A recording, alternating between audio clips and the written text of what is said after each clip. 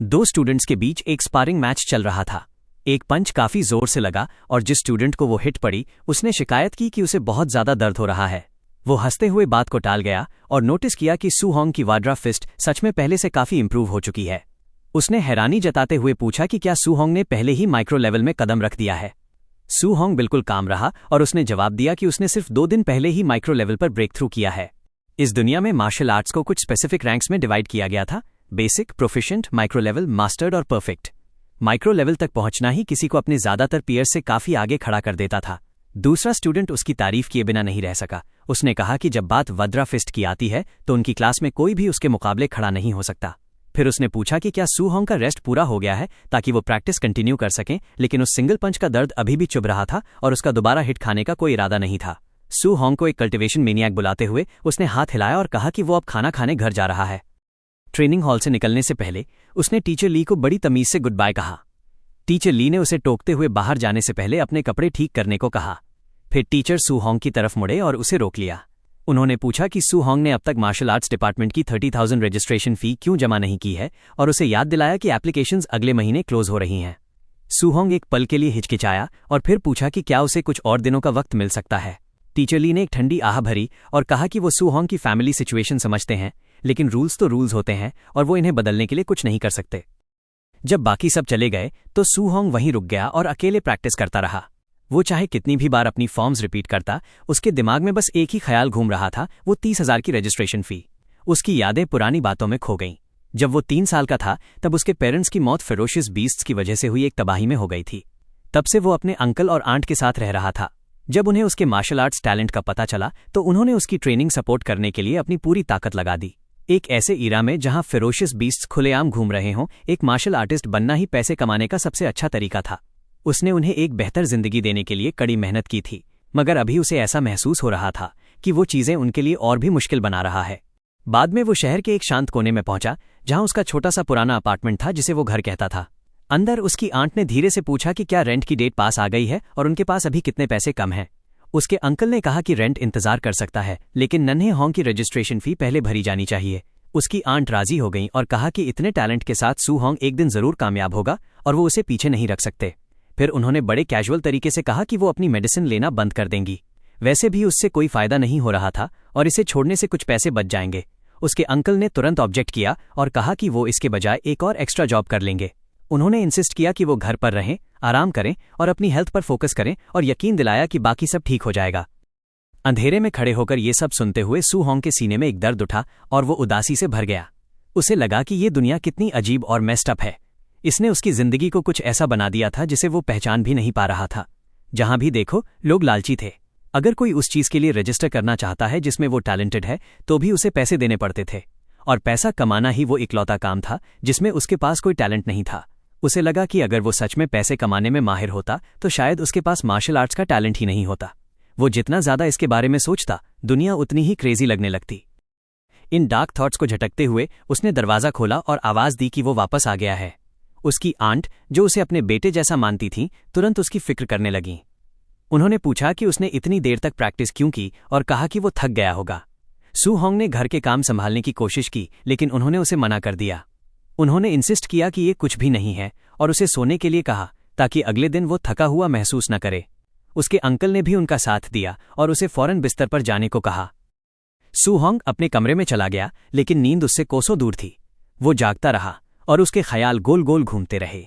उसके अंकल और आंट ने उसके लिए पहले ही बहुत सैक्रिफाइस किया था। वो अब ऐसा और नहीं होने दे सकता था। इस बार वो अपनी प्रॉब्लम खुद सॉल्व करेगा। एक मार्शल आर्टिस्ट के लिए कुछ ही दिनों में हजारों कमाने के लिए बस एक ही जगह उसके दिमाग में आई। अगले ही दिन सड़कों पर एक जोर की अनाउंसमेंट गूंजी। भीड़ का मार्शल अप्रेंटिस अरीना चैलेंज में स्वागत किया गया, एक ऐसी जगह जहां सिर्फ जीत या हार मायने रखती थी, चाहे जिंदगी रहे या मौत। ये अंडरग्राउंड मार्शल अरीना था। अनाउंसर की आवाज जोश से भरी थी जब उसने दिन के रिंग डिफेंडर को इंट्रोड्यूस किया, एक फाइटर जिसे मिस्टर मिनोटॉर कहा गया। रूल्स सिंपल थे, अगर वो लगातार 4 मैचेस जीत जाता है तो उसे 60,000 प्राइज मनी मिलेगी, वरना उसे कुछ नहीं मिलेगा। भीड़ को गौर से देखने को कहा गया। ऑडियंस में तुरंत फुसफुसाहट शुरू हो गई। उसे कोई नहीं पहचानता था। कुछ ने अंदाजा लगाया कि वो एक रुकी है, जबकि दूसरों ने मजाक उड़ाते हुए कहा कि एक न्यूकमर का सीधे अरीना चैलेंज में आना मतलब मौत को दावत देना है। साइड में खड़ी अनाउंसर ने झुककर उस लड़के से फुसफुसाते हुए कहा कि थोड़ा पैशन दिखाए और माहौल को गर्म करे। लड़का कंफ्यूज्ड दिखा और उसने पूछा कि वो ये कैसे करे। अनाउंसर ने आह भरी और उसे भीड़ को उकसाने या थोड़ी गाली गलौज करने को कहा, ये बुदबुदाते हुए कि ये रुकी सच में सरदर्द होते हैं। मिनोटॉर को बात समझ आ गई। एक दहाड़ मारते हुए उसने चिल्लाकर कहा कि एक फॉर्मल मार्शल आर्टिस्ट के लेवल से नीचे वो इनविंसिबल है और उसने सभी कमजोरों को लड़ने के लिए चैलेंज किया। भीड़ अचानक भड़क उठी। कुछ ने उसके घमंड के लिए उसे कोसा तो कुछ हंसने लगे और उसकी हिम्मत की तारीफ की। माहौल एकदम से बॉयल ओवर हो गया। भीड़ में किसी ने ताना मारा कि इस बंदे को पता भी नहीं चलेगा कि वो कब मर गया। इससे आग और भड़क गई। हर तरफ से शोर मचने लगा। कोई सपोर्ट कर रहा था, कोई खून मांग रहा था और कुछ लोग उस तथाकथित मिनोटॉर को गालियां दे रहे थे। जब माहौल अपनी पीक पर था, अनाउंसर ने डिक्लेयर किया कि मैच ऑफिशियली शुरू हो चुका है। मिनोटॉर मास्क के पीछे सू होंग बिल्कुल शांत था। वो अंडरग्राउंड अरीना की उस भारी किलिंग इंटेंट को साफ महसूस कर सकता था। फिर भी ट्यूशन मनी जमा करने का यही सबसे फास्ट तरीका था। जब तक वो अपनी वाड्रा फिस्ट के साथ कुछ राउंड्स जीत सकता था, ये रिस्क उठाना वर्थ इट था। उसका पहला ओपोनेंट आगे आया। उसे एक घमंडी बच्चा बुलाते हुए कहा कि वो उसके साथ थोड़ा खेल दिखाएगा। सू होंग ने मुश्किल से ही उसकी तरफ ध्यान दिया। उसकी आंखें शांति से उस आदमी को परख रही थीं। ओपोनेंट का मोमेंटम स्ट्रांग था, लेकिन उसका फुटिंग अनस्टेबल था। उसे देखकर लग रहा था कि जीतना मुश्किल नहीं होगा। उसे ख्यालों में खोया देख ओपोनेंट ने गाली दी और सीधे एक पंच के साथ चार्ज किया। सू होंग सफाई से साइड हट गया और फिर उसने अपना दूसरा हाथ घुमाया। स्ट्राइक सीधे उस आदमी के जबड़े पर लगी, जिससे वो उड़ता हुआ ठीक वहीं जा गिरा जहां से आया था। अनाउंसर ने फौरन अपना आपा खो दिया। वो पहले से ही इस मास्क्ड फाइटर को पसंद करने लगी थी, यहां तक कि खुद से मजाक भी किया कि शायद वो बाद में उसे डेट के लिए पूछेगी। माइक्रोफोन में हंसते हुए उसने चिल्लाकर कहा कि मिनोटॉर ने अपनी पहली जीत हासिल कर ली है। भीड़ शोर और जोश के साथ फट पड़ी। एक दूसरा चैलेंजर खड़ा हुआ, मजाक उड़ाते हुए कि पिछला आदमी बस अनलकी था, लेकिन इस बार चीजें अलग होंगी। सू होंग ने बड़ी सादगी से प्लीज कहा और शांति से अपने ओपोनेंट को जज किया। उसके बिल्ड के हिसाब से उस आदमी की स्ट्रेंथ काफी अच्छी लग रही थी। ये चेक करने के लिए परफेक्ट था कि उसकी वाड्रा फिस्ट असल में कितनी पावरफुल है। आदमी चिल्लाया और एक भारी पंच के साथ कूद पड़ा।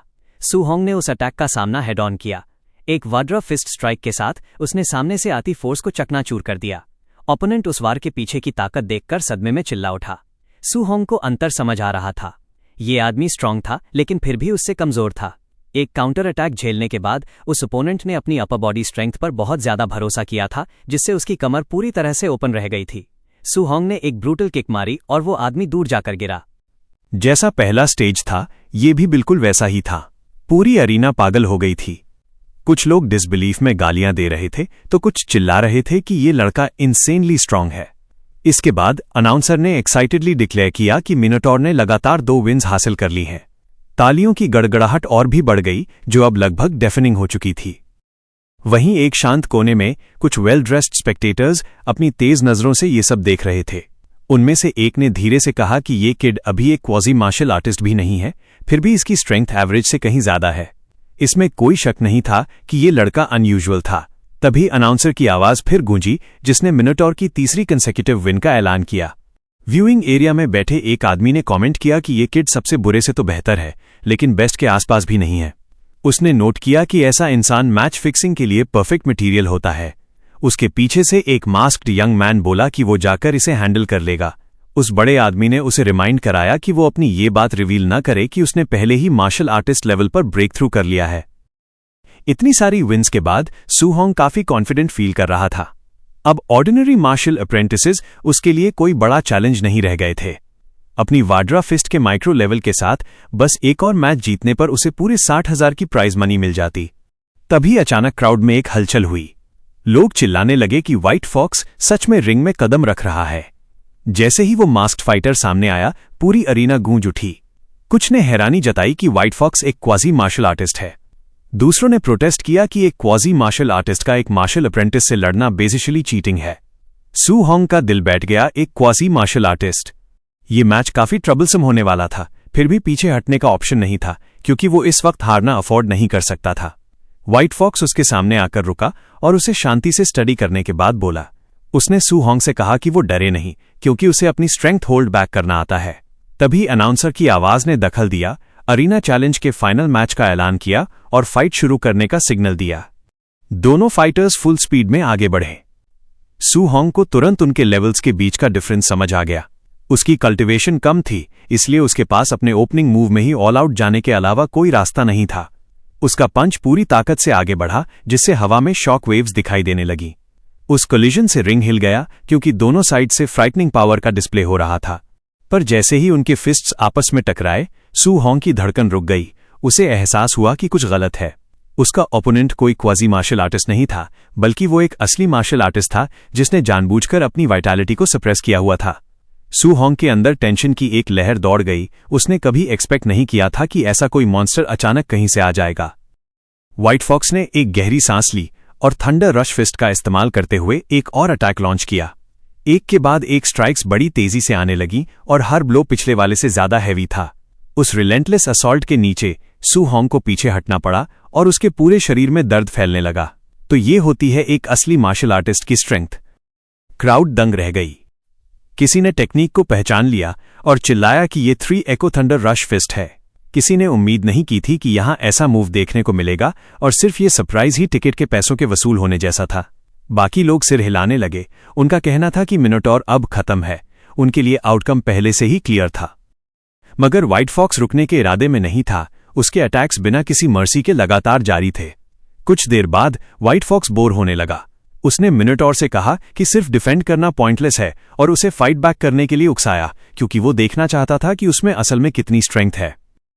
फिलहाल मिनोटॉर ब्लॉक करने के अलावा कुछ नहीं कर पा रहा था। उसके डिफेंस के बावजूद पंचेज उसे चीर रहे थे और हर इंपैक्ट के साथ दर्द बढ़ता जा रहा था।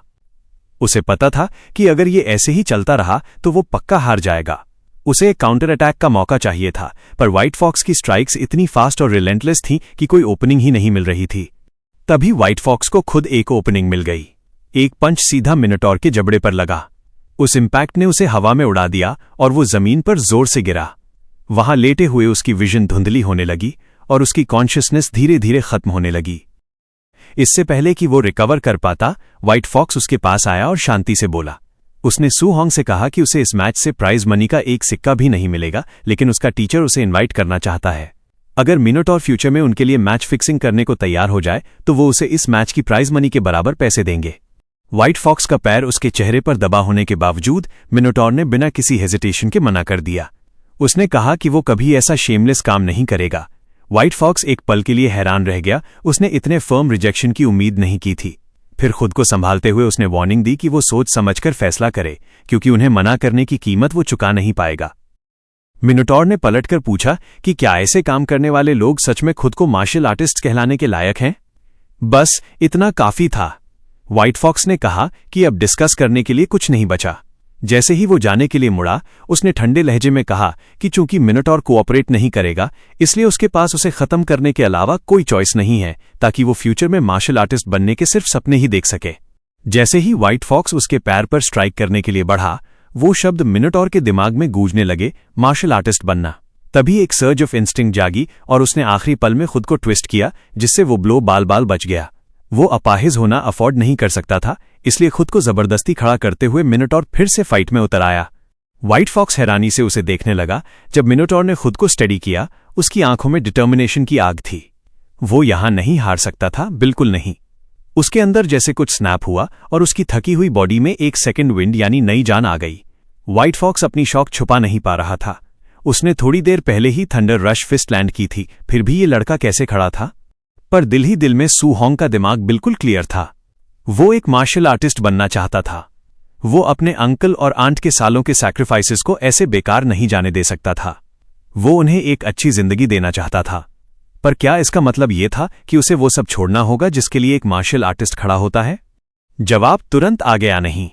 वैसा फ्यूचर उसे कभी मंजूर नहीं था। और ठीक उसी पल कुछ अजीब हुआ। उसकी आंखों के ठीक सामने एक स्टेटस विंडो प्रकट हुई। उस स्क्रीन पर ठंडे और इमोशनलेस शब्द तैर रहे थे, जो पूछ रहे थे कि वो अपने फ्यूचर और अपने फेथ के लिए क्या सैक्रिफाइस करने को तैयार है। सू होंग हिचकिचाया नहीं। उसकी आंखें पक्के इरादे से जल रही थीं जब उसने बिना किसी शक के जवाब दिया कि वो सब कुछ देने को तैयार है। सिस्टम ने एक बार फिर पूछा कि क्या वो सच में कीमत चुकाने को तैयार है। मिनोटॉर ने वही जवाब दिया, सब कुछ। जैसे ही ये शब्द उसके मुंह से निकले, उसके अंदर कुछ गहराई से बदलने लगा। उसकी शैडो ट्विस्ट होकर खिंचने लगी और एक टेरिफाइंग मॉन्स्टर के आउटलाइन में बदल गई। सू होंग दंग था। उसे नहीं पता था कि वो कहां है और उसके पीछे खड़ी वो शैडो किसी विशाल अनजान क्रीचर की थी। इससे पहले कि वो कुछ पूछ पाता, उस मैसिव प्रेजेंस ने उसे ये मौका देते हुए बात की। एक अजीब सी ऑरा ने सू होंग को लपेट लिया और एक स्टेटस विंडो सामने आई जिसमें उसकी सारी डिटेल्स थीं। सू होंग यकीन नहीं कर पा रहा था। वहां उसके हर एक एट्रीब्यूट डिस्प्ले हो रहे थे। अचानक इंपल्स में आकर उसने मिशन सेक्शन पर टैप किया। वहां एक random mission way of the arena popup हुआ। व्हाइट फॉक्स को हराने के लिए उसे अपनी वाड्रा फिस्ट को मास्टर्ड लेवल तक पहुंचाना था और अपनी फ्लोटिंग लाइट पाम और वॉइड स्टेप को माइक्रो लेवल तक रिफाइन करना था। उसकी करंट लो प्रोफिशिएंसी को देखते हुए ये एक ब्रूटल टास्क था, पर बिगिनर्स गाइड को अनलॉक करने के लिए ये जरूरी था। सू होंग इस अचानक मिली इन्फॉर्मेशन से कंफ्यूज था, पर इससे पहले कि वो सोच पाता, एक फिस्ट सीधा उसके चेहरे की तरफ आई। सू होंग इंस्टिंक्टिवली झुक गया। जब उसने ऊपर देखा तो वो जम गया। उसके सामने उसका एक परफेक्ट क्लोन खड़ा था। वो कॉपी बिल्कुल टेक्स्ट बुक फॉर्म में मूव कर रही थी और एक ऐसे वजादरा फिस्ट का इस्तेमाल कर रही थी जो उसके खुद के लेवल से कहीं आगे था। उसका हर मूव स्टैंडर्ड और प्रिसाइज था। इतने फ्लॉलेस एग्जाम्पल को सामने पाकर वो इस अपॉर्चुनिटी को हाथ से नहीं जाने दे सकता था। जैसे ही उसने उस क्लोन के साथ ब्लोज एक्सचेंज करना शुरू किया, उसे एहसास हुआ कि ये सिर्फ एक फाइट नहीं थी, ये एक लेसन था। लड़ाई के बीच में ही उसने नोटिस किया कि उसकी वाड्रा फिस्ट प्रोफिशिएंसी उछलकर 7% से सीधा 10% पर पहुंच गई थी। इंप्रूवमेंट की स्पीड सच में बहुत ज्यादा फास्ट थी। तो यही वो ट्रिक थी। इस जगह की वजह से वो अपनी मार्शल आर्ट स्किल्स को बहुत तेजी से अपग्रेड कर पा रहा था। वो लगातार लड़ता रहा, सीखता रहा और हर क्लैश के साथ अपने फॉर्म को एडजस्ट करता रहा। उसकी प्रोफिशिएंसी तब तक बढ़ती रही जब तक वो फाइनली 100% पर नहीं पहुंच गई। उसकी फ्लोटिंग लाइट पाम अब फुल मास्टरी पर पहुंच चुकी थी और उसने एक जोरदार वार से अपने क्लोन को दूर हवा में उड़ा दिया। इसके तुरंत बाद उसकी वॉइड स्टेप भी फुल प्रोफिशिएंसी पर पहुंच गई। फाइनली उसकी वज्रा फिस्ट भी परफेक्ट हो गई। थकान अब उस पर हावी हो रही थी। तेज सांसें लेते हुए सू होंग ने खाली हवा में सिर हिलाकर इशारा किया। Thanks a lot. सिस्टम ने उसे मिशन कंप्लीट करने की बधाई दी। सू होंग ने रिवॉर्ड्स एक्सेप्ट किए और तुरंत रियलिटी में वापस लौटने का ऑप्शन चुना। पलक झपकते ही वो अरीना में वापस आ चुका था। उसने मिनोटॉर मास्क पहना हुआ था और वो व्हाइट फॉक्स के सामने खड़ा था। व्हाइट फॉक्स ने उसे चिढ़ाते हुए स्नीयर किया और थंडरस फिस्ट का एक और राउंड शुरू कर दिया। उसके वार बहुत फियर्स थे, लेकिन मिनोटॉर ने शांति से नोटिस किया कि वो बहुत स्लो थे। उसने बड़ी आसानी से हर स्ट्राइक को डॉज किया। इससे पहले कि व्हाइट फॉक्स कुछ समझ पाता, सू होंग की फिस्ट सीधे उसके चेहरे पर जा लगी। उसका मास्क चकनाचूर हो गया और व्हाइट फॉक्स सीधा जमीन पर जा गिरा। पूरी क्राउड सन रह गई। सब डिसबिलीफ में उसे बस घूर रहे थे। मिनोटॉर ने बड़ी शांति से अपनी चौथी मैच जीतने की प्राइज मनी मांगी। हैरान अनाउंसर के पास शब्द नहीं थे। फिर उसने लड़खड़ाते हुए आखिरकार मिनोटॉर को विनर डिक्लेयर किया और 60,000 का ग्रैंड प्राइज उसे सौंप दिया। ऑडियंस में बैठे टीचर के चेहरे पर शिकन थी। एक मामूली अप्रेंटिस के लिए वज्रा फिस्ट को मास्टर करना इम्पॉसिबल था। शक होने पर उसने अपने आदमियों को मिनोटॉर का पीछा करने और उसकी आइडेंटिटी इन्वेस्टिगेट करने का ऑर्डर दिया। अरीना से निकलते वक्त सू होंग को एहसास हुआ कि कोई उसका पीछा कर रहा है। वो अचानक मोशन में आया और उसकी स्पीड इतनी तेज थी कि वो उनकी नजरों से गायब हो गया। पीछा करने वाले कंफ्यूजन में रुक गए। वो उसे ट्रैक ही नहीं कर पाए। एक सुरक्षित जगह छुपकर सू होंग ने उनकी इस नाकाम कोशिश का मजाक उड़ाया। 1 घंटे बाद वो घर पहुंच गया। इतने सारे पैसों का ढेर देखकर उसके आंट और अंकल दंग रह गए। उसके अंकल ने तो यहां तक पूछ लिया कि क्या उसने कोई बैंक लूटा है। सू होंग ने एक्सप्लेन किया कि वो एक स्पारिंग पार्टनर के तौर पर काम कर रहा था और डोजो मास्टर ने उसकी स्टडीज को स्पॉन्सर करने का फैसला किया है। अंकल ने शक जताया कि क्या ये वही कंजूस डोजो है, लेकिन सू होंग ने बस उनसे खुद पर ट्रस्ट करने को कहा। उसके सीरियस एक्सप्रेशन को देखकर वो मुस्कुरा दिए। अंकल मान गए कि उनका छोटा होंग कभी झूठ नहीं बोलेगा और उन सबने उसके ब्राइट फ्यूचर के लिए सेलिब्रेट किया। उस रात सू होंग घर की छत पर चढ़ गया। चांदनी रात के नीचे वो अपनी सिचुएशन के बारे में सोचने लगा।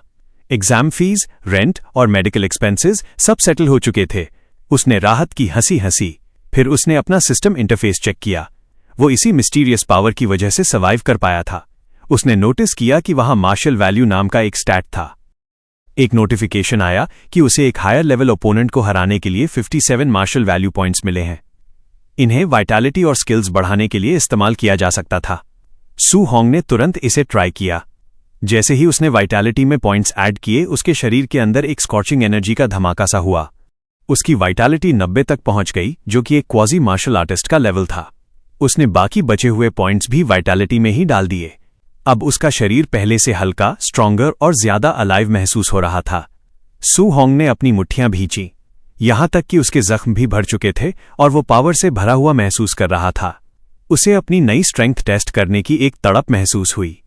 वो छतों से कूदता हुआ स्कूल के ड्रिल ग्राउंड में रखे कॉम्बैट पावर टेस्टर की तरफ बढ़ा।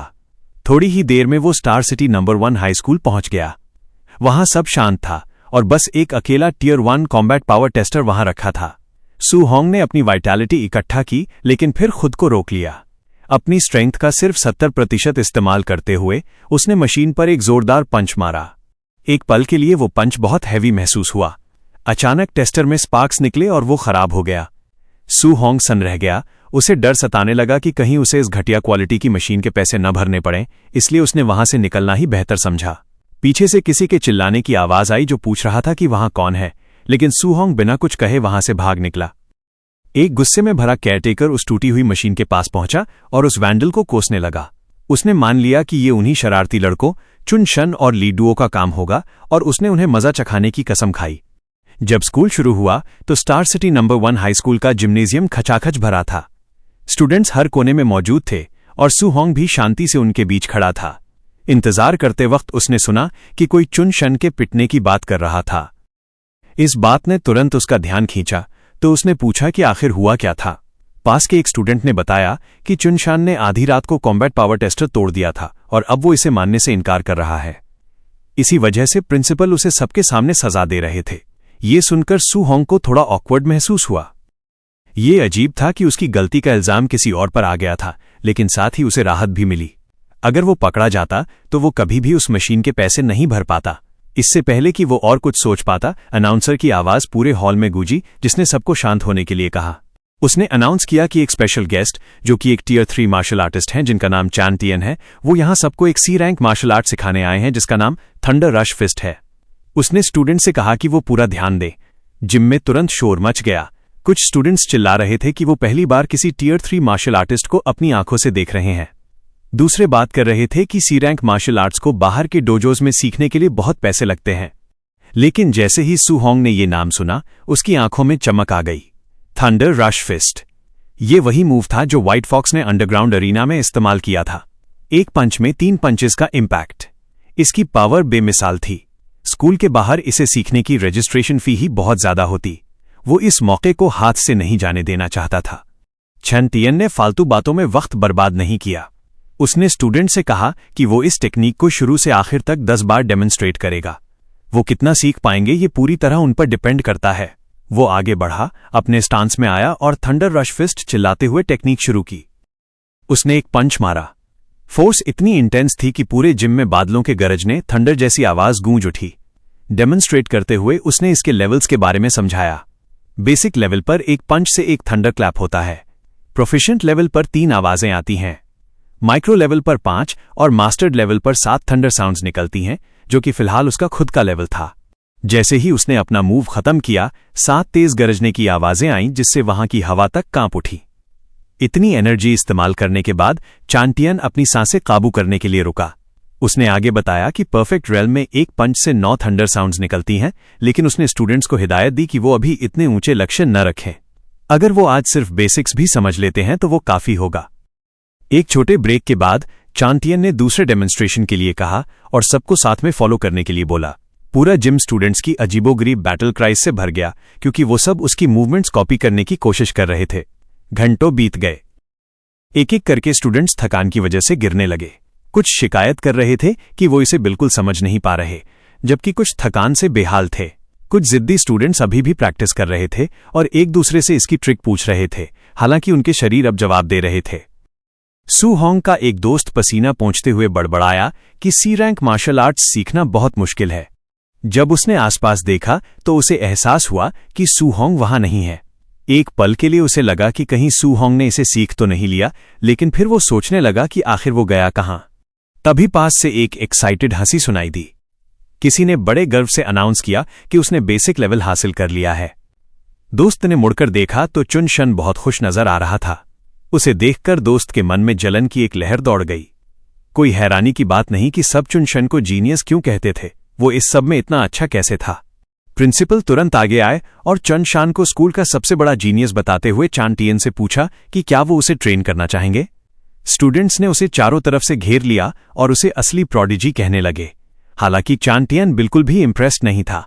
उसने बड़ी बेरुखी से कहा कि इसे मुश्किल से ही जीनियस कहा जा सकता है।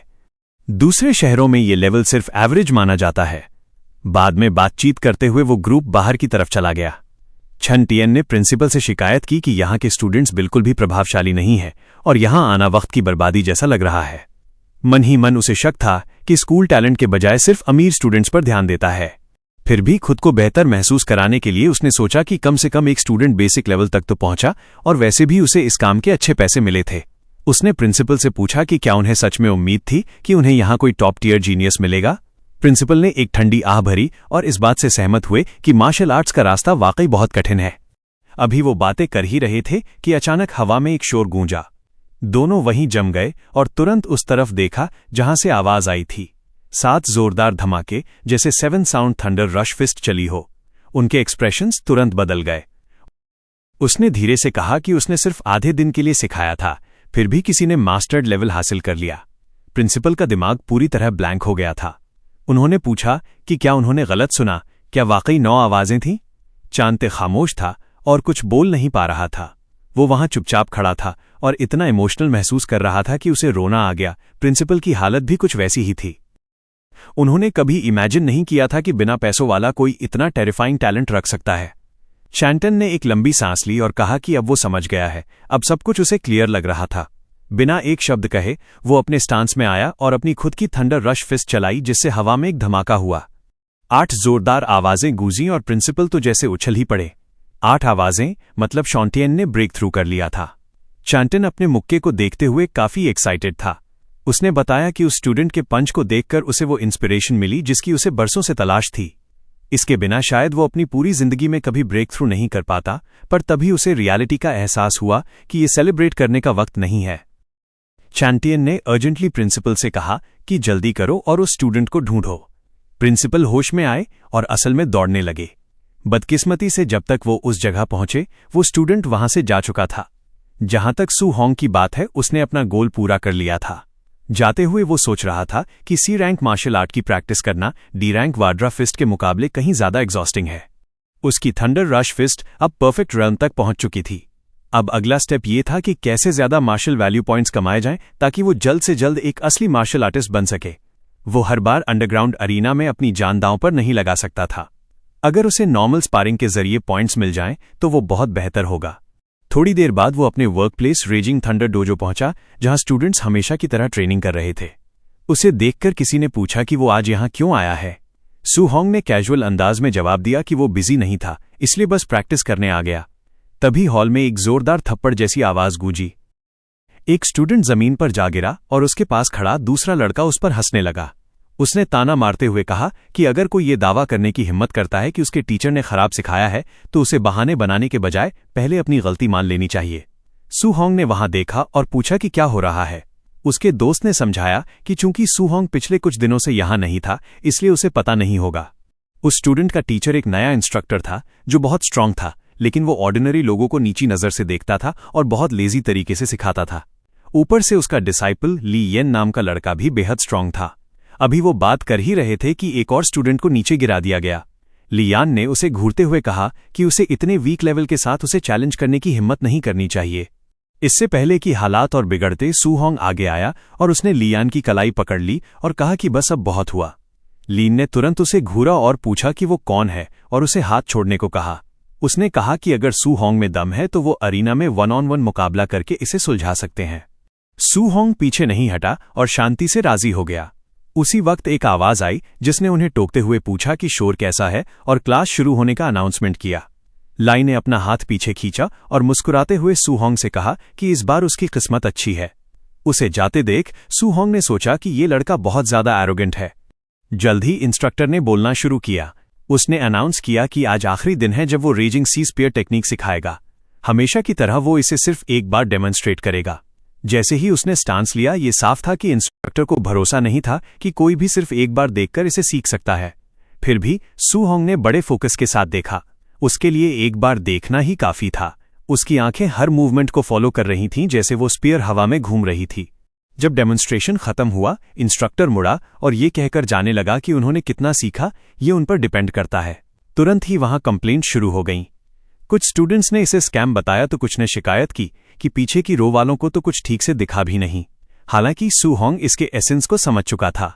वो स्पीयर एक ड्रैगन की तरह समुद्र में गोता लगा रही थी और उसकी पावर किसी बड़ी लहर की तरह आगे बढ़ रही थी।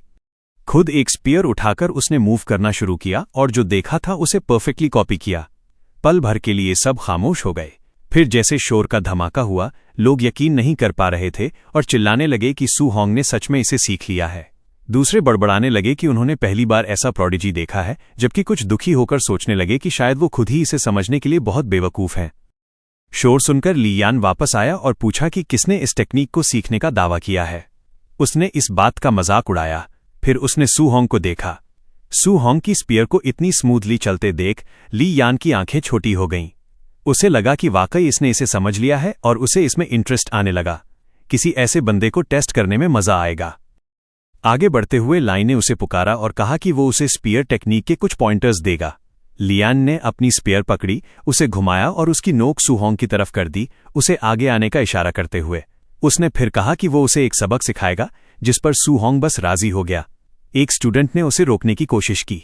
उसने वार्न किया कि भले ही लियान एक बुरा इंसान है, पर वो असल में बहुत स्ट्रांग है, इसलिए सू होंग को इंपल्सिव नहीं होना चाहिए। सू होंग बस मुस्कुराया और उसे फिक्र न करने को कहा। वो अपनी स्पीयर के साथ आगे बढ़ा और पोजीशन में आ गया। लियान के सामने खड़े होकर उसने बड़ी शालीनता से कहा कि वो उसकी गाइडेंस का इंतजार कर रहा है, और इसी बात ने लियान को आग बबूला कर दिया। वो चिल्लाया कि सू होंग बहुत एरोगेंट बन रहा है और उसने डिक्लेयर किया कि वो उसे raising sea spear technique micro level पर दिखाएगा। सू होंग शांत रहा और अपनी स्पीयर घुमाई।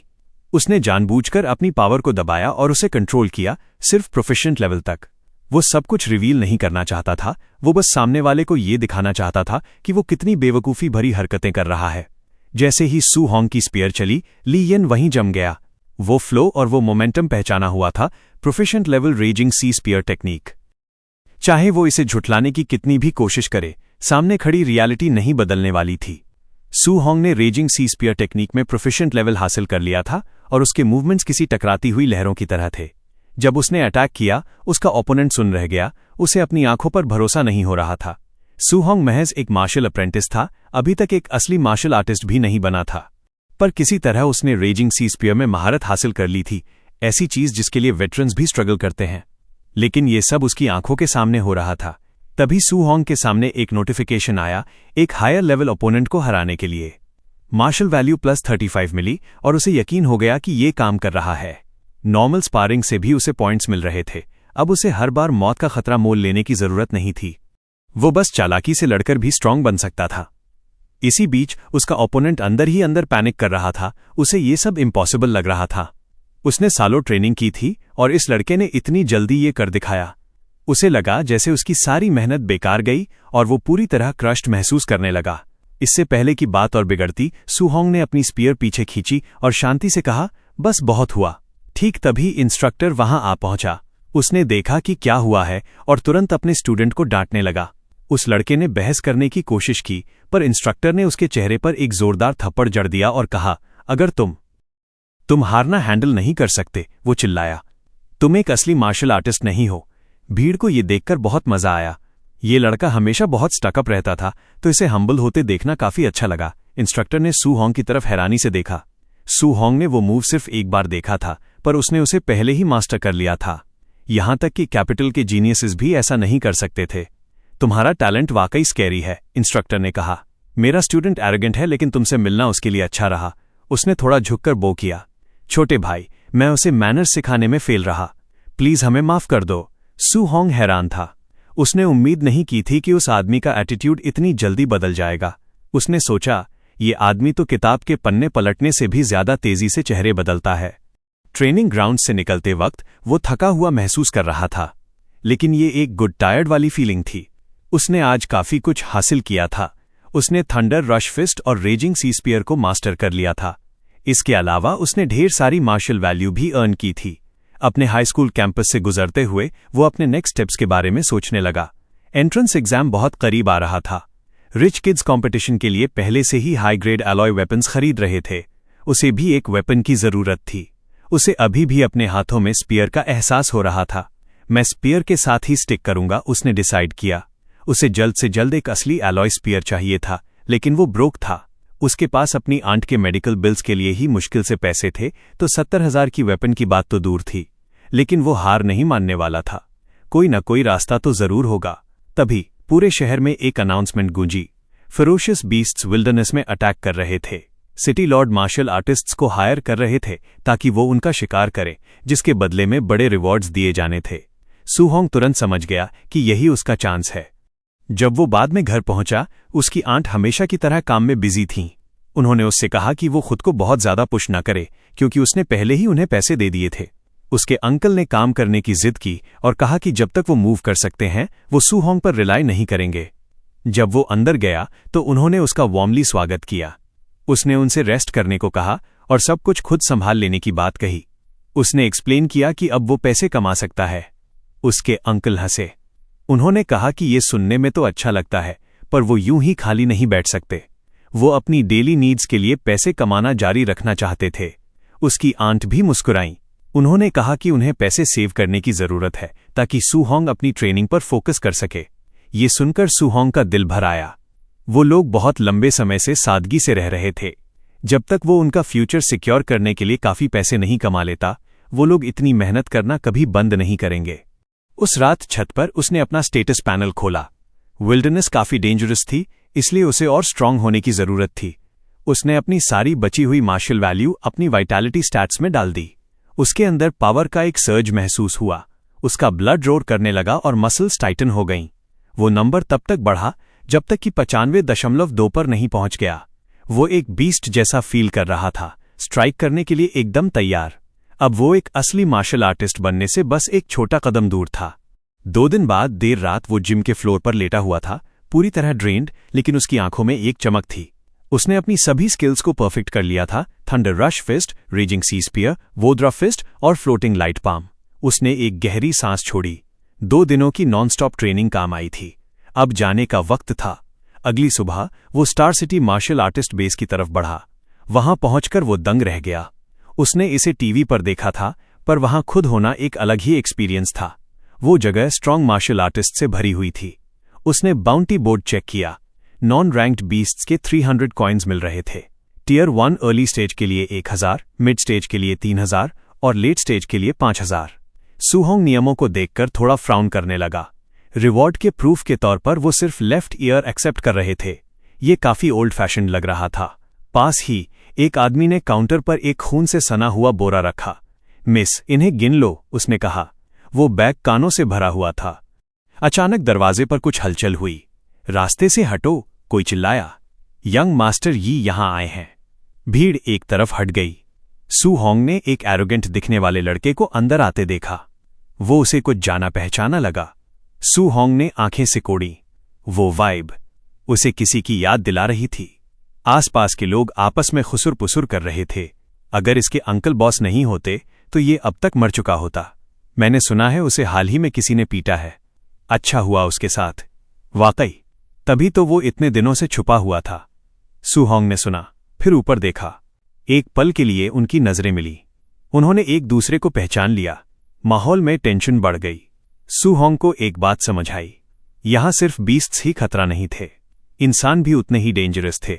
उसने खुद को गार्ड पर रहने के लिए कहा। जब वो वहां से निकला, एक अजनबी ने कमेंट किया कि वो कितना यंग दिख रहा है। पहली बार अकेले बाहर जा रहे हो? उस आदमी ने पूछा। सू होंग ने बस सिर हिलाया और चलता रहा। उसके पीछे उस आदमी ने अपना सिर झटका और बुदबुदाया। एक और बच्चा मरने के लिए जा रहा है।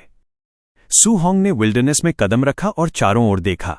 जंगल शांत और पीसफुल था, लेकिन वो अलर्ट रहा। वो खाली हाथ वापस नहीं जा सकता था। 2 घंटे बाद वो जंगल की गहराई में पहुंच चुका था।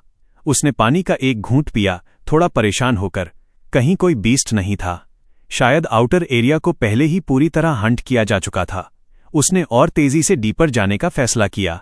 अचानक उसके चेहरे के एक्सप्रेशन बदल गए। एक मैसिव शेप ने उसका रास्ता रोक लिया था। वो बहुत बड़ा और स्कैरी था, बिल्कुल वैसा ही जैसा किताबों में होता है, एक फेरोशियस बीस्ट। सू होंग तुरंत समझ गया कि वो क्या था। एक एजियो मून वुल्फ, एक टियर 1 अर्ली स्टेज बीस्ट। वो अपनी लाल आंखों से उसे घूर रहा था और अपने दांत दिखाते हुए ग्राउल कर रहा था। वो यकीनन भूखा था। वुल्फ ने कूदने के लिए खुद को तैयार किया। सू होंग ने एक गहरी सांस ली और रेडी हो गया। अब लड़ने का वक्त था। जैसे ही वुल्फ ने अपने पंजों के साथ उस पर हमला किया, सू होंग ने स्प्लिट सेकंड में रिएक्ट किया। उसने अटैक को साइड स्टेप किया और एक लाइटनिंग चार्ज्ड पंच सीधा उसके पेट में दे मारा।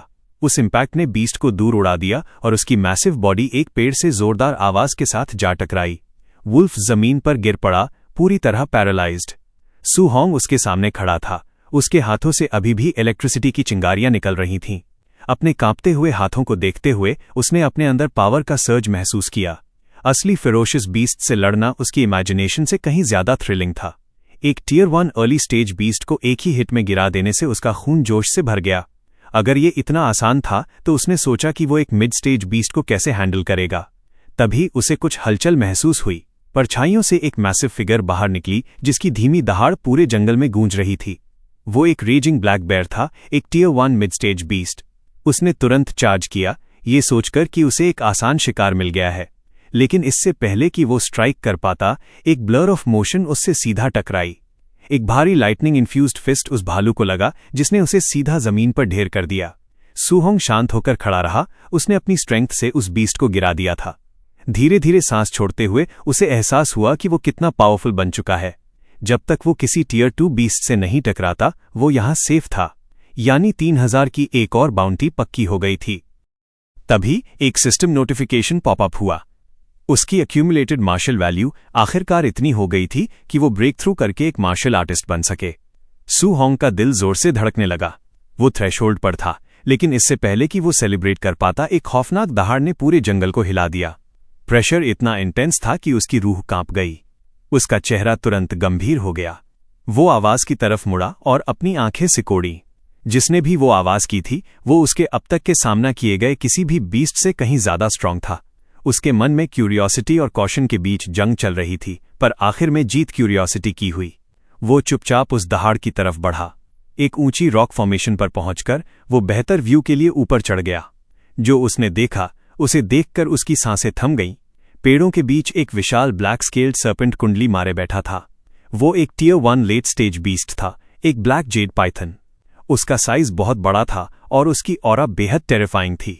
लोगों का एक ग्रुप पास ही उससे लड़ रहा था, पर वो साफ तौर पर हार रहे थे। एक एक करके उन्हें उठा उठाकर फेंका जा रहा था। वो पूरी तरह ओवरपावर्ड थे। सू होंग का दिल जोर जोर से धड़क रहा था। ये एक अलग ही लेवल की चीज थी। अचानक उसकी इंस्टिंक्ट्स चिल्लाईं, खतरा। वो ठीक वक्त पर एक तरफ कूदा। उस बीस्ट की नुकीली पूंछ ठीक उसी जगह जमीन पर लगी जहां वो खड़ा था, जिससे जमीन फट गई। वो क्रीचर इतने से संतुष्ट नहीं था। वो इस बात से गुस्सा था कि उसके शिकार ने वार डॉज कर दिया। सू होंग अभी जमीन पर उतरा ही था कि उसे फिर से कूदना पड़ा, एक स्वीपिंग स्ट्राइक से बाल बाल बचते हुए। फिर भी वो अटैक इतना तेज था कि उसे छूकर गुजरा, जिससे उसके शरीर में दर्द की एक लहर दौड़ गई। उसे एहसास हुआ कि ये चीज वाकई कितनी तेज है। अपना बैलेंस वापस पाते हुए उसने पास ही एक घायल फाइटर को देखा जो हिलने की हालत में नहीं था। अपने दर्द को नजरअंदाज करते हुए सू होंग ने उस गिरे हुए फाइटर का वेपन उठाया और बुदबुदाया कि वो इसे एक सेकंड के लिए बोरो कर रहा है। वो वापस उस बीस्ट की तरफ मुड़ा। पाइथन अपना फन उठाए, मुंह फाड़े, हमला करने के लिए बिल्कुल तैयार था। बिल्कुल सही समय पर रोल करते हुए वो बाल बाल बच गया। जल्दी से अपने पैरों पर खड़े होकर उसका दिमाग तेजी से चलने लगा। एक टियर 1 लेट स्टेज बीस्ट को हराने के लिए आमतौर पर एक पूरी टीम की जरूरत होती है, फिर भी वो यहां अकेला उससे हेड ऑन लड़ रहा था। ये इसलिए मुमकिन था क्योंकि उसके स्किल्स अब परफेक्टेड थे। अपने वॉइड स्टेप का इस्तेमाल करके वो चारों ओर डार्ट कर रहा था और ब्लाइंडिंग स्पीड के साथ अटैक्स को डॉज कर रहा था। एक ओपनिंग देखते ही उसने काउंटर किया और अपनी रेजिंग सी स्पीयर टेक्निक के साथ स्पीयर को आगे की तरफ ड्राइव किया। स्पीयर की टिप ने बीस्ट के स्केल्स को चीर दिया, जिससे वो गुस्से में दहाड़ने लगा। दर्द से पागल होकर पाइथन बुरी तरह थ्रैश्ड करने लगा, पर सू होंग रुका नहीं। उसने फिर से स्ट्राइक किया, बिल्कुल फ्लूइड और प्रिसाइज तरीके से, जिसने मॉन्स्टर को पागलपन की हद तक पहुंचा दिया। फिर भी उसे असली सच्चाई पता थी। इतने बड़े शरीर के साथ एक किलिंग ब्लो लैंड करना आसान नहीं होने वाला था। साइज डिफरेंस की वजह से एक वाइटल स्पॉट को हिट करना बहुत मुश्किल था। उसने खुद को पेशेंट रहने की याद दिलाई। उसे पहले उसे वीकन करना था और सही मोमेंट का इंतजार करना था। तभी बीस्ट ने फिर से हमला किया। उसकी मैसिव बॉडी भारी फोर्स के साथ उसकी तरफ क्रैश हुई। सू होंग ने एक परफेक्ट थंडरस फिस्ट अनलीश किया। उस एक्सप्लोजिव फोर्स ने बीस्ट को हेड ऑन टक्कर दी और उसे उसके रास्ते में ही रोक दिया। हवा में एक शॉक वेव उठी और वे दोनों पीछे की तरफ स्टैगर्ड हुए। सू होंग जानता था कि हिट करने के बाद वो पास नहीं रुक सकता। उसे तुरंत पीछे हटकर दूसरी ओपनिंग ढूंढनी थी। ऐसे क्रीचर के खिलाफ एक गलती का मतलब सीधा डेथ था। उसकी ब्रीदिंग अब हैवी हो रही थी। यह फाइटिंग स्टाइल काफी एग्जॉस्टिंग था, लेकिन यही उसका इकलौता सेफ ऑप्शन था। हालांकि पाइथन भी थक चुका था और उसकी मूवमेंट स्लो हो रही थीं। बीस्ट अपनी लिमिट के करीब था। उसने सोचा, बस थोड़ा और, अगर मैंने इसे जारी रखा तो मैं जीत सकता हूं। उसने अगले राउंड के लिए खुद को स्टेडी किया और उसकी आंखें बीस्ट पर लॉक हो गईं। अचानक उसकी रीढ़ में एक ठंडी लहर दौड़ गई। कुछ गलत था। इससे पहले कि वो रिएक्ट कर पाता, एक वायलेंट फोर्स ने उसे साइड से स्लैम किया। वो हवा में उड़ते हुए जमीन पर जोर से गिरा। सांस के लिए हांफते हुए उसने खुद को रोल करने के लिए मजबूर किया और मुश्किल से एक फॉलो अप अटैक को ब्लॉक किया। उस इंपैक्ट ने उसकी हड्डियों को हिला दिया। उसे एम्बुश किया गया था। अपने पैरों पर खड़े होने की कोशिश करते हुए वो चिल्लाया, वहां कौन है? साए से कई फिगर्स बाहर निकल कर आए। उनमें से एक जोर से हंसा और उसका मजाक उड़ाते हुए बोला, ऑफ गार्ड पकड़े जाकर कैसा लग रहा है? शायद तुम्हें ये ब्लैक जेड पाइथन बस हमें सौंप देना चाहिए। सू होंग की आंखें नैरो हो गईं जैसे ही उसने स्पीकर को पहचाना। उसका दिल बैठ गया। असली ट्रबल आ चुकी थी। सू होंग ने खुद को एक मुश्किल स्थिति में पाया, क्योंकि उसे गूंस के एक बड़े ग्रुप ने घेर लिया था, जिनका उसके साथ पुराना और बुरा इतिहास था। लीडर ने उसे चिढ़ाते हुए कहा कि जब उसने सू होंग को शहर से अकेले निकलते देखा तो उसे यकीन था कि सू होंग यहां बाहर मर जाएगा। उसने माना कि उसे उम्मीद नहीं थी कि सू होंग की लक इतनी अच्छी होगी। न केवल सू होंग सर्वाइव कर गया था, बल्कि उसने एक heavily injured black Z giant Python को लूटने में भी कामयाबी हासिल की थी। लीडर ने पास में मौजूद पाइथन को देखा, जो मुश्किल से अपनी जान बचा पा रहा था, और उसे लगा कि ये सब कुछ छीन लेने का एक परफेक्ट अपॉर्चुनिटी है। सू होंग को एहसास हुआ कि चूंकि उस आदमी ने कहा कि उसने पाइथन को पिकअप किया है, इसका मतलब वे अभी अभी पहुंचे होंगे। उसने गौर किया कि वे पांचों मार्शल आर्टिस्ट्स थे। उनके नंबर्स को देखते हुए वो जानता था कि वो उन सबसे हेड ऑन नहीं लड़ सकता।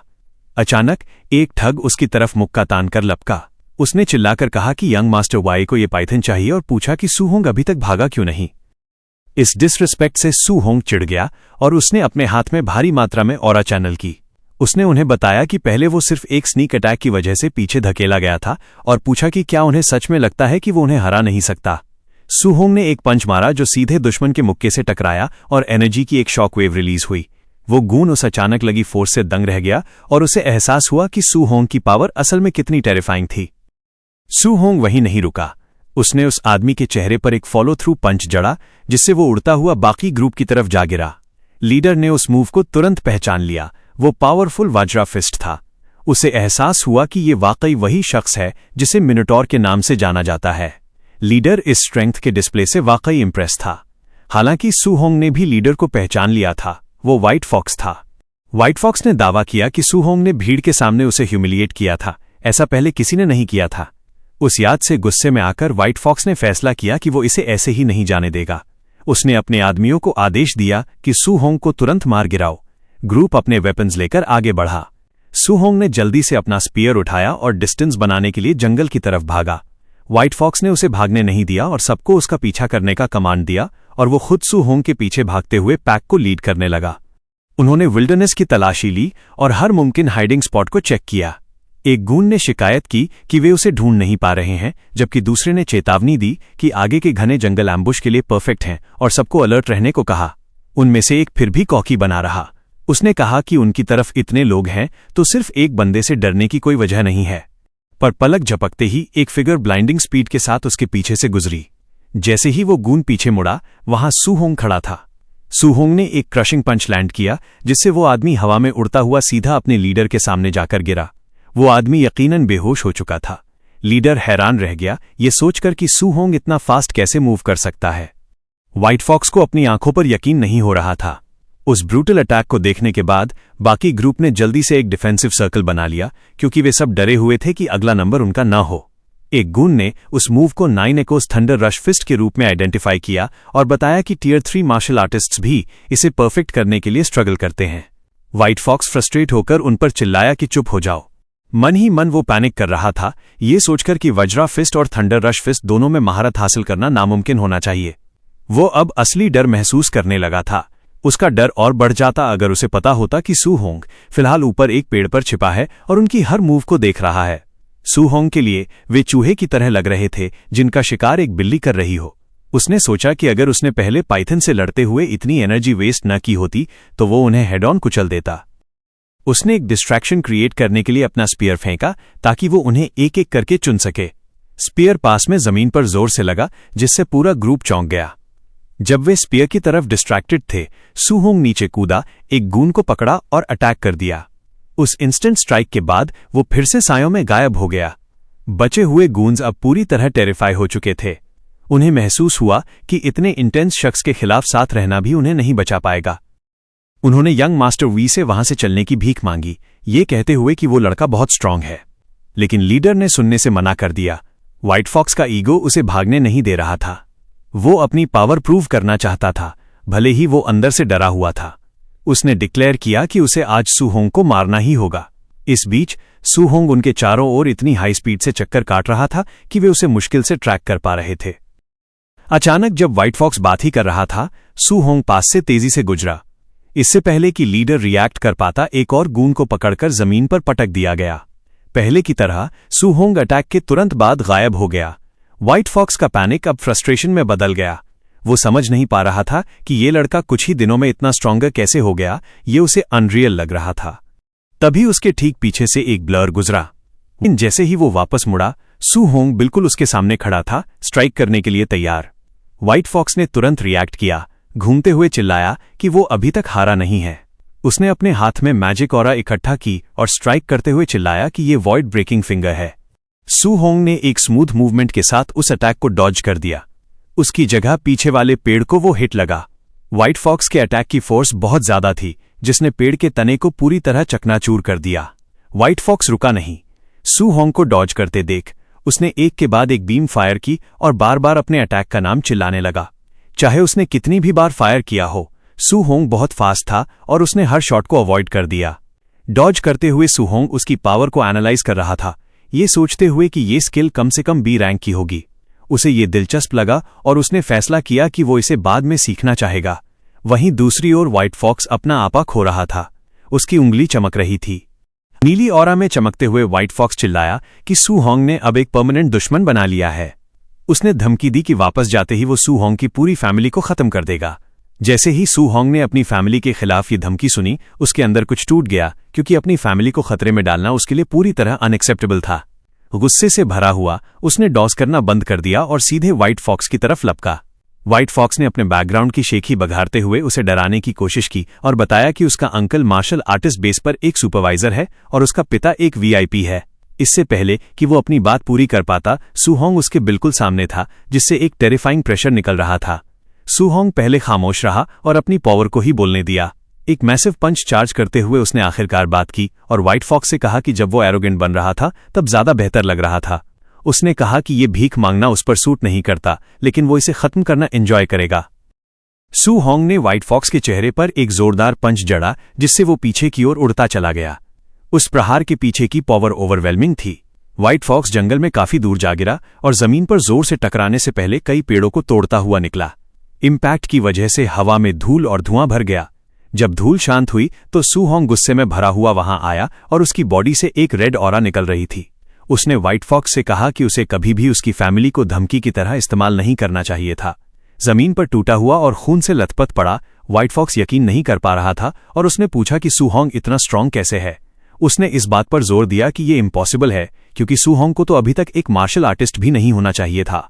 अचानक उसके पीछे मौजूद विशाल अजगर जायंट पाइथन ने शोर सुना और उसकी नजरें व्हाइट फॉक्स पर टिक गईं। व्हाइट फॉक्स की रीढ़ में एक सिहरन दौड़ गई। उसने पीछे मुड़कर देखा ही था कि अजगर ने अपनी विशाल पूंछ घुमाई और अपने खुले जबड़ों से हमला कर दिया। व्हाइट फॉक्स के खत्म होने के बाद अजगर ने अपना पूरा ध्यान सू होंग पर लगा दिया। सू होंग को एहसास हुआ कि गुंडों से लड़ने में बहुत ज्यादा समय लग गया, जिससे विशाल अजगर को अपनी स्टैमिना रिकवर करने का मौका मिल गया। अब उसे फिर से उस बीस्ट से लड़ना था, लेकिन इस बार उसकी अपनी एनर्जी लो हो रही थी। मार्शल आर्टिस्ट्स का ग्रुप अपनी इस अपमानजनक हार के बाद बुरी तरह गुस्से में था। उनमें से एक ने गाली देते हुए कहा कि जिस बच्चे ने उन्हें हराया वो बहुत ही अजीब, वियर्ड था। दूसरे ने आसपास देखते हुए पूछा कि यंग मास्टर यी कहाँ है। उसे उम्मीद थी कि उसने उस बच्चे को अब तक खत्म कर दिया होगा। तभी उन्होंने उसी लड़के को देखा जिसने उन्हें हराया था और वो फिर से सीधे उन्हीं की तरफ दौड़ता हुआ आ रहा था। यह सोचकर कि वो एक और राउंड के लिए वापस आया है, उन्होंने तुरंत लड़ाई के लिए खुद को तैयार कर लिया। आखिरकार इस छोकरे ने अपनी शक्ल दिखा ही दी। उनमें से एक चिल्लाया, जबकि दूसरे ने कसम खाई कि इस बार वो उसे नहीं छोड़ेंगे। हालांकि सू होंग को उनसे लड़ने में कोई इंटरेस्ट नहीं था। वो शांति से दौड़ता रहा और उन्हें अपने रास्ते से हटने के लिए कहा। एक पल बाद उन्हें समझ आया कि वो क्यों भाग रहा था। एक विशाल, गुस्से में भरा अजगर उसके ठीक पीछे पड़ा था। वो नजारा देखकर वो सब डर के मारे दंग रह गए। अजगर ने सू होंग पर हमला किया, लेकिन अपने हाथ में भाला स्पीयर लिए हुए वो फुर्ती से एक तरफ कूद गया और उस जानलेवा हमले को डॉस कर लिया। बदकिस्मती से दूसरा मार्शल आर्टिस्ट उतना तेज नहीं था। अजगर ने उसकी जगह उसे दबोच लिया। तभी सू होंग के लिए एक सिस्टम नोटिफिकेशन पॉपअप हुआ। Opponent martial artist indirectly taken down, +30 martial value. अजगर ने फिर से हमला किया और एक और आदमी को पकड़ लिया जो बच नहीं पाया था। एक दूसरा नोटिफिकेशन बिल्कुल उसी मैसेज के साथ आया, जिससे सू होंग को और 30 मार्शल वैल्यू मिली। सू होंग हैरान था। उसे एहसास हुआ कि जब वो खुद फाइनल ब्लो नहीं दे रहा होता तब भी उसे पॉइंट्स मिल सकते हैं। अजगर ने तुरंत अपना ध्यान वापस सू होंग पर कर दिया और अपनी पावरफुल पूंछ से वार किया। वो उस अटैक के ऊपर से कूद गया और बीस्ट के चालाकी भरे फुल बॉडी स्ट्राइक से बचता रहा। दौड़ते और डॉस करते हुए सू होंग को लगा कि उसके पास अब इतनी मार्शल वैल्यू इकट्ठा हो गई है कि वो आखिरकार ब्रेक थ्रू कर सकता है और एक सच्चा मार्शल आर्टिस्ट बन सकता है। पेड़ों के बीच से निकलते हुए सू होंग ने उस फ्रस्ट्रेटेड अजगर को आसानी से मात दे दी। भागते समय उसने इलाके को स्कैन किया, ये सोचते हुए कि उसे अपना ब्रेक थ्रू शुरू करने के लिए बस एक सेफ जगह ढूंढनी है। तभी उसे आगे कुछ दिखाई दिया, एक छोटी सी गुफा, केव। ये वो परफेक्ट शेल्टर था जिसकी उसे तलाश थी, एक ऐसी जगह जहां वो अजगर से सुरक्षित रह सके और अपने एडवांसमेंट पर फोकस कर सके। परफेक्ट, उसने सोचा और तुरंत गुफा के एंट्रेंस की तरफ तेजी से दौड़ लगा दी। अजगर अभी भी उसका पीछा कर रहा था और उसने आखिरी बार हमला किया, लेकिन सू होंग बिल्कुल सही समय पर गुफा की सुरक्षा के अंदर कूद गया। अजगर ने उसका पीछा करने की कोशिश की, लेकिन उसकी विशाल बॉडी ओपनिंग के लिए बहुत बड़ी थी और वो एंट्रेंस पर ही फंसा हुआ और गुस्से में भरा अजगर सिर्फ फ्रस्ट्रेशन में दहाड़ ही सकता था। अंदर सू होंग ने शांति से अपना ध्यान अपने सिस्टम की ओर लगाया। उसने अपनी स्टेटस विंडो खोली। इसमें उसकी वाइटैलिटी 96 पर, स्पिरिट 23 पर और फिजिक मॉडल बॉडी 3% पर दिख रही थी। उसकी सारी skills raging sea spear technique, thunder rush fist, Vajra fist, floating light palm और वॉइड स्टेप परफेक्ट लेवल पर थीं। सबसे जरूरी बात, उसकी मार्शल वैल्यू ठोस 504 पर थी। एक सेकंड भी बर्बाद किए बिना उसने अपने सारे पॉइंट्स अपने स्टेट्स में डालने शुरू कर दिए और मन ही मन सिस्टम को और तेज करने के लिए कहा। उसका गोल कम से कम समय में ज्यादा से ज्यादा पावर हासिल करना था। उसने अपनी वाइटैलिटी पर फोकस किया और जैसे जैसे पॉइंट्स अंदर आए उसे अपने शरीर में एक तेज गर्मी महसूस हुई, जैसे उसकी नसों में मैग्मा बह रहा हो। कुछ ही पलों में उसकी वाइटैलिटी 100 तक पहुंच गई। गुफा के बाहर फंसे हुए अजगर को भी हवा में एक टेरिफाइंग बदलाव महसूस हुआ। एक नया नोटिफिकेशन आया, breakthrough successful, tier 1 martial artist. Su Hong ने पावर का एक उछाल महसूस किया और खुद से कहा, मैं आखिरकार एक असली मार्शल आर्टिस्ट बन गया हूं। उसने अपनी मुट्ठी भींची और एक पावरफुल ऑरा ने उसे घेर लिया। संघर्ष कर रहे अजगर को देखते हुए उसने डिक्लेयर किया, अब मेरी बारी है। पहली बार अजगर को असली डर महसूस हुआ। उसने गुफा के एंट्रेंस से अपने शरीर को बाहर निकालने की सख्त कोशिश की। वो बस भागना चाहता था, लेकिन सू होंग ने उसे ऐसा कोई मौका नहीं दिया। उसने अपनी नई पावर को एक अविश्वसनीय रूप से शक्तिशाली पंच में चैनल किया। अभी भी एंट्रेंस में फंसे होने की वजह से अजगर के पास हमले से बचने का कोई रास्ता नहीं था। वो पंच जबरदस्त फोर्स के साथ लगा, जिससे वो विशाल बीस्ट दर्द भरी दहाड़ के साथ पीछे की ओर जा गिरा। उस प्रहार के पीछे की पावर अनबिलीवेबल थी, उस लड़के से बिल्कुल अलग जिसका वो अभी पीछा कर रहा था। लेकिन सू होंग अभी रुका नहीं था। इससे पहले कि अजगर रिकवर कर पाता, वो हरकत में आ गया। उसने हवा में छलांग लगाई और बीस्ट की विशाल बॉडी पर लैंड किया। अपनी खुद की एक पावरफुल दहाड़ के साथ उसने वज्रा फिस्ट अटैक्स की झड़ी लगा दी। हर मुक्का विनाशकारी फोर्स के साथ लगा, जिसने उस विशाल सांप को जमीन में गाड़ दिया। बार बार होने वाले इंपैक्ट से जमीन चटक गई और बिखर गई। जब धूल शांत हुई तो सू होंग उस अब हार चुके विशाल अजगर पर विजयी होकर खड़ा था। उसे +92 मार्शल वैल्यू का नोटिफिकेशन मिला। सू होंग ने सोचा कि हालांकि अजगर पहले से ही घायल था, लेकिन उसकी नई स्ट्रेंथ ने उसे उसका डटकर सामना करने की इजाजत दी, जो कुछ ही समय पहले तक इम्पॉसिबल था। चलते चलते वो उन लोगों की डेड बॉडीज के पास आया जिन्होंने उसे एम्बुश करने की कोशिश की थी। उनकी हालत देखकर, जो शायद अजगर के ही शिकार हुए थे, सू होंग ने कमेंट किया कि वो आसानी से छूट गए। फिर उसका दिमाग उस हाई लेवल मार्शल तकनीक की ओर गया जिसे उनके लीडर ने इस्तेमाल किया था।